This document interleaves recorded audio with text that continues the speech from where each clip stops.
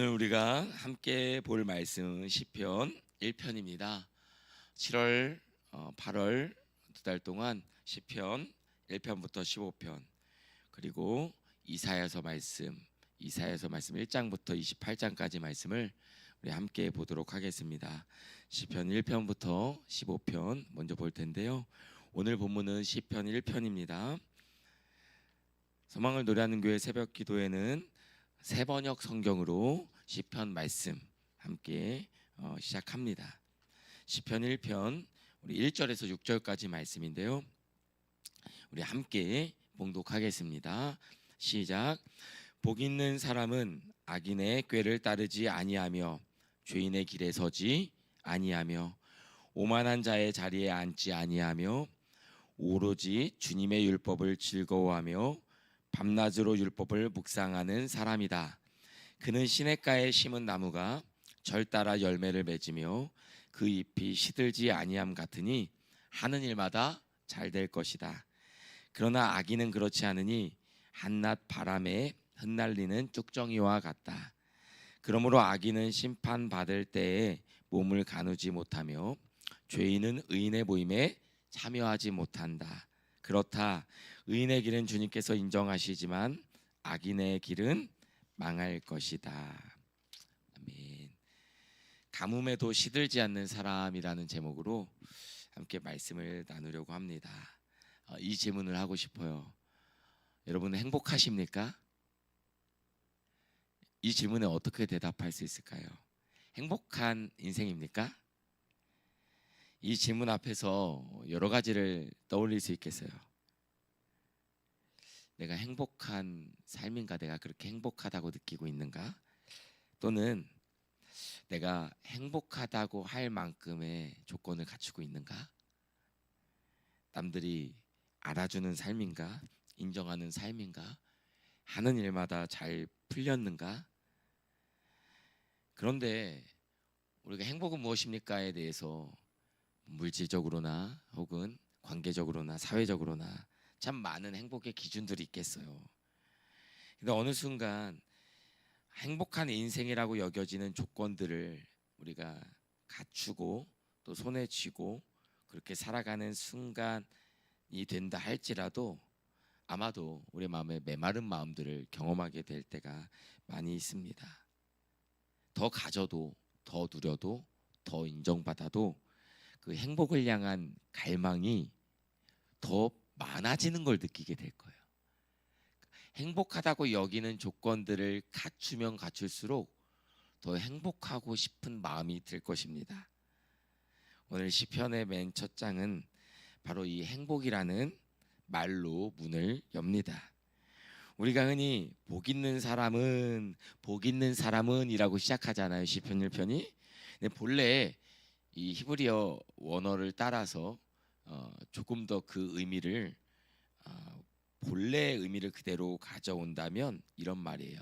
같이 따라서 해볼까요? 아, 행복하여라. 이 말이거든요. 그러니까 지금 이 시인의 말은요.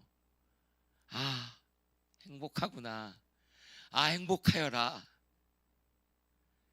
마치 복 있는 사람은 이라고 했으니까 그 복 있는 사람에 해당되는 조건을 말할 것 같잖아요. 오히려 감탄문에 가까워요. 아, 행복하구나. 아, 행복하여라. 감탄사입니다. 시인이 손가락으로 가리키는 그 행복은 우리가 여태 쫓아온 행복과는 전혀 다른 곳에 있음을 보게 됩니다.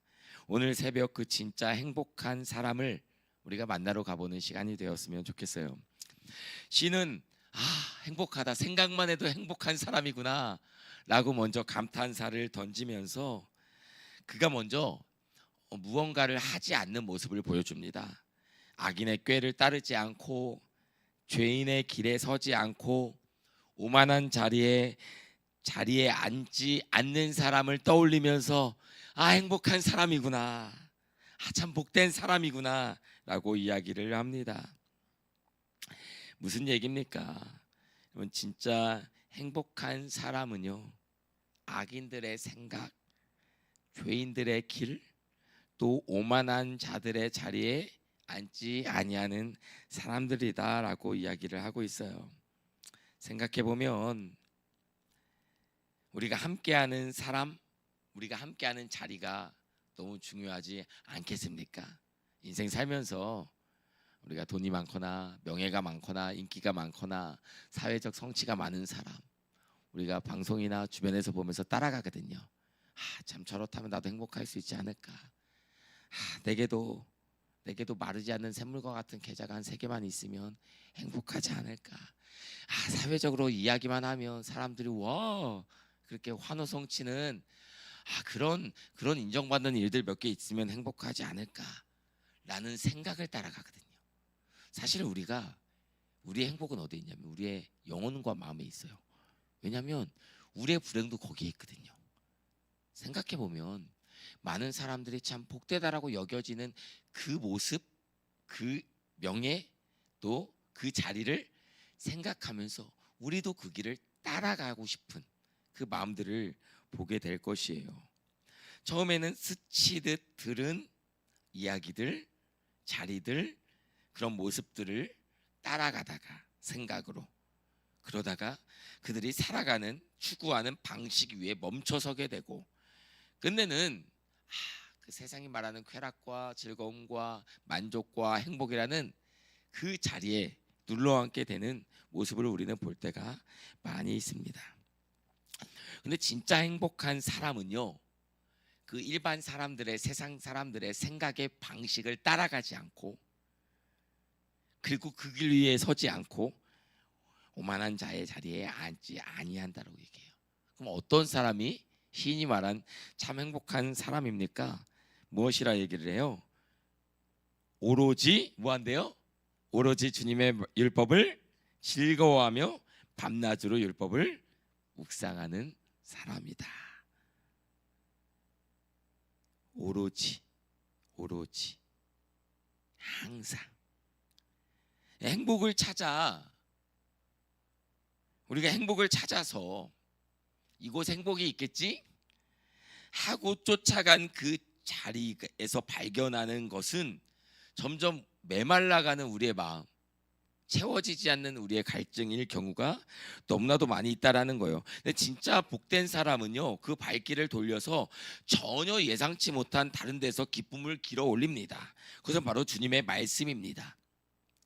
시인은 율법을 즐거워한다라고 이야기를 해요. 여러분 기억하시기 바랍니다. 그러니까 율법을 지킨다라고 얘기하지 않죠. 율법을 뭐한대요? 즐거워한대요. 하나님의 말씀을 즐거워한다라는 거예요. 우리 성도들이 함께 가장 복된 인생이 무엇이에요? 하나님의 말씀을 함께 나누는 거예요. 그 말씀이 창세기의 말씀이든 요한계시록의 말씀이든 나를 책망하는 말씀이든 나를 위로하는 말씀이든 예수 그리스도의 복음이든 성령의 충만케 하심이든 어떤 말씀이든 그 말씀의 우물을 길어 올리고 그 말씀의 우물 안에서 함께 믿음의 삶을 나누는 그 시간과 그 함께하는 여정이 참 복된 사람이다. 그것을 즐거워하는 사람의 복됨을 이야기하고 있다라는 것이에요. 마지못해 말씀을 지키는 인생이 아니라 즐거워한다. 여러분 행복은 무엇입니까? 같이 고백해 볼까요? 행복은 즐거워하는 것이다.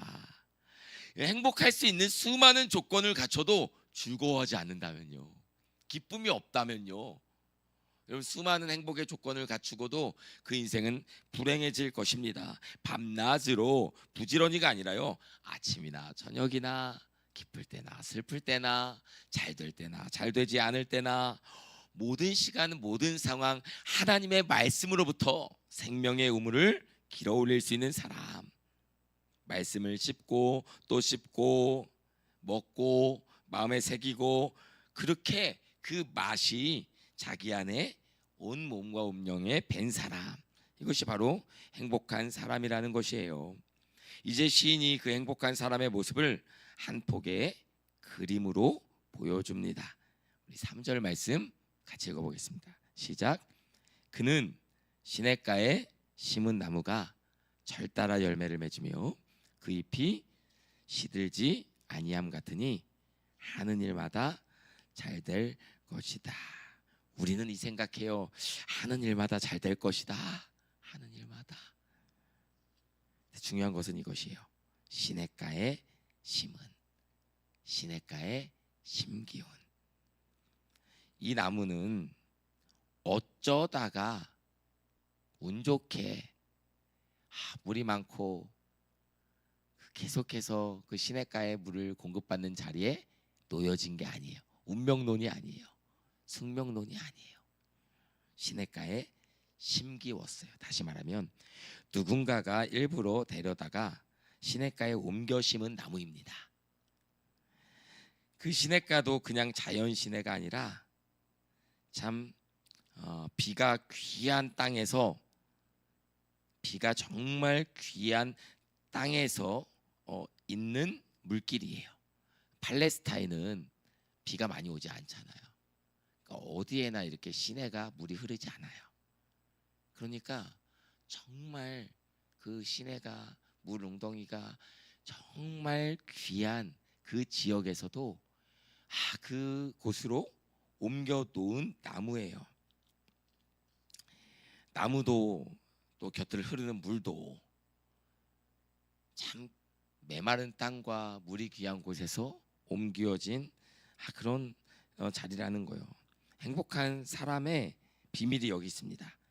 그가 어떤 좋은 조건들을 갖춰서가 아니라 그가 옮겨 심긴 자리가, 그가 옮겨 심기운 자리가 메마른 날씨와 가뭄에도 버텨낼 수 있는 시냇가 옆이었다라는 거예요.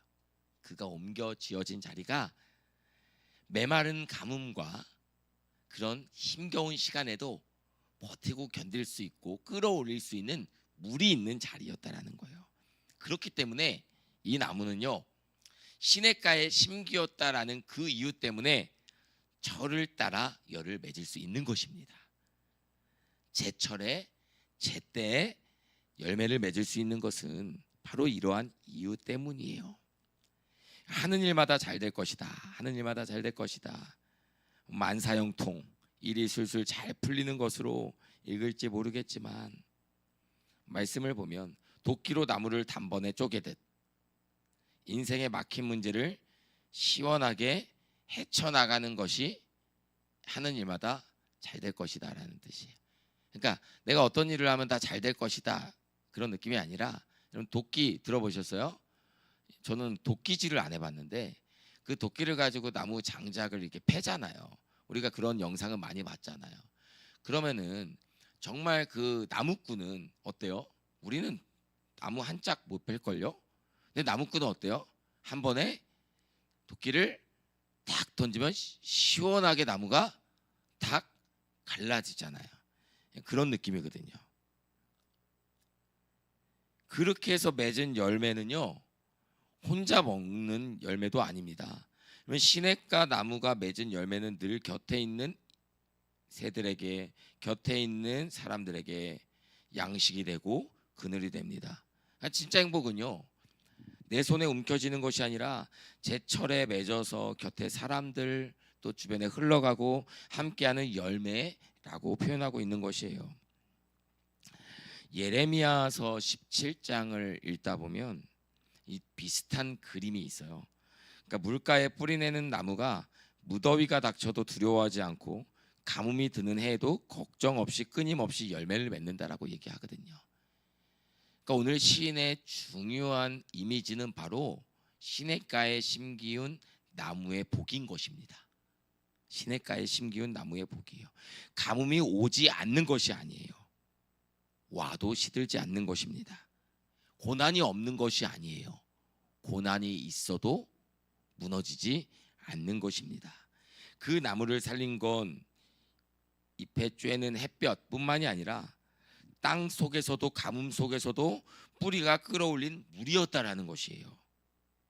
사랑하는 성도 여러분, 인생은 우리의 뜻대로, 계획대로 다 펼쳐지지 않습니다. 그런데 행복은 시냇가에 심기운 나무가 철을 따라 열매를 맺는 것처럼, 행복하여라 라는 그 시인의 감탄과 즐거움은 어떤 상황과 환경에서도 길어올리고 끌어올릴 수 있는 물이라는 거예요. 복된 사람이 어떤 사람입니까? 주야로 말씀을 묵상하고 그 말씀에서 날량한 하나님의 뜻을 발견하고 하나님의 인도하심을 알고 그분의 사랑을 알고 그분의 은혜를 아는 자의 복을 이야기하고 있다라는 거예요. 그러면서 4절에서 정반대 그림을 우리에게 보여줍니다. 악인은 그렇지 않다.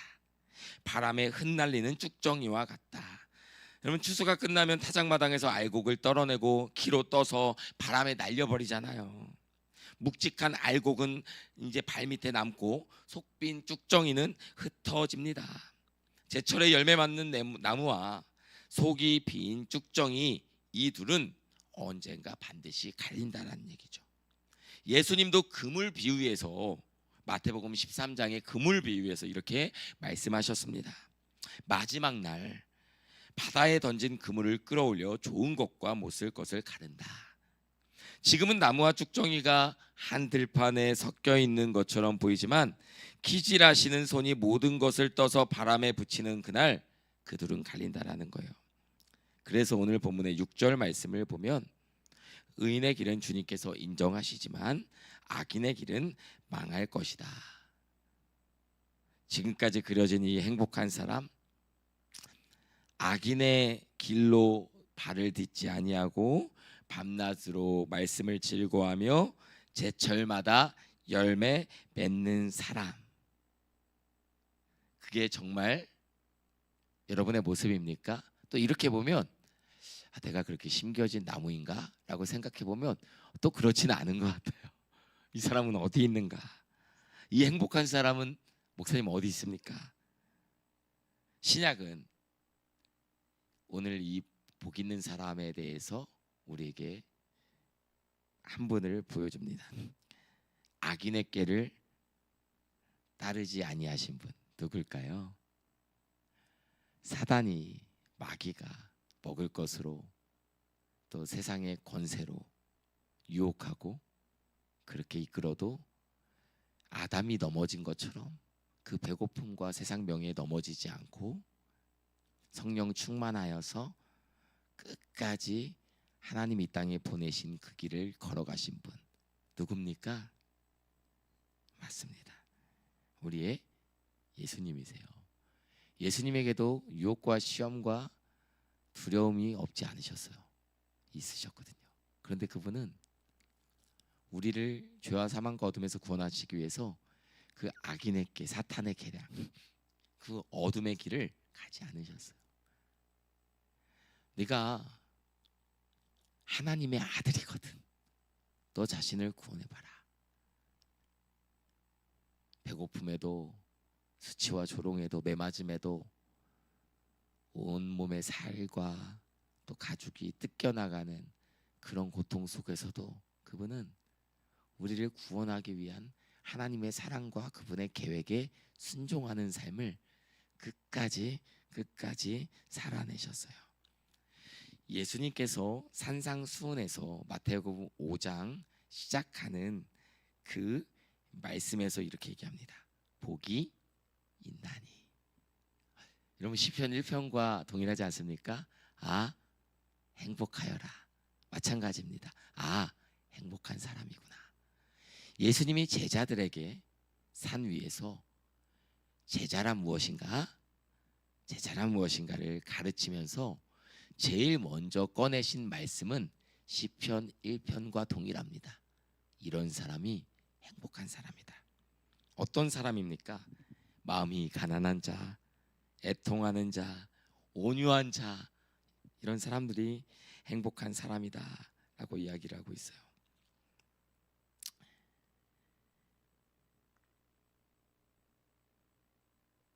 세상은 가진 것에서 행복을 찾으라 하지만 예수님은 텅 빈 손에 가난한 마음에 복이 있다라고 말씀하셨어요.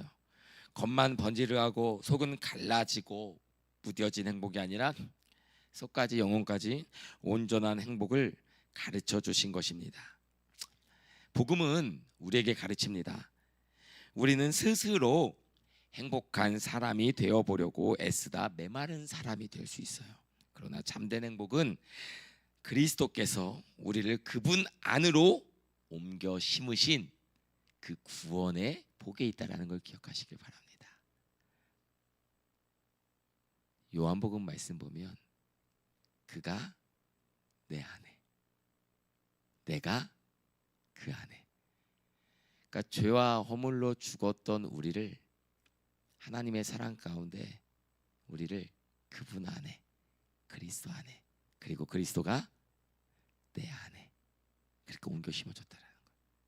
그러니까 우리가 살아가는 삶에는 여전히 고난이 있고요, 어려움이 있고요, 눈물이 있는데요, 우리가 그 눈물 속에서도 행복하여라 라고 외칠 수 있는 것은 그 온 천지 만물을 창조하시고 또 우리를 죄와 사망으로부터 구원하신 하나님이신 그분께서 우리 안에 함께 하시고 성령께서 우리를 자신의 성전 삼아 주셔서 참된 인생의 복이 어디 있는지 가르치시고 새 마음을 창조하시고 그 인생을 살아가는 힘과 능력을 주시기 때문인 거죠. 더 노력해서 좋은 사람이 되는 것이 아닙니다. 이미 우리를 시냇가에 옮겨 심으신 그분 안에서 오늘도 마르지 않는 행복을 누리는 사람이 되는 거죠. 예수님은 요한복음 8장에서 무엇이라 얘기하십니까? 자신을 생수의 강이라고 비유하시면서 생수의 강, 생수의 강. 누구든지 목마르거든 내게로 오라.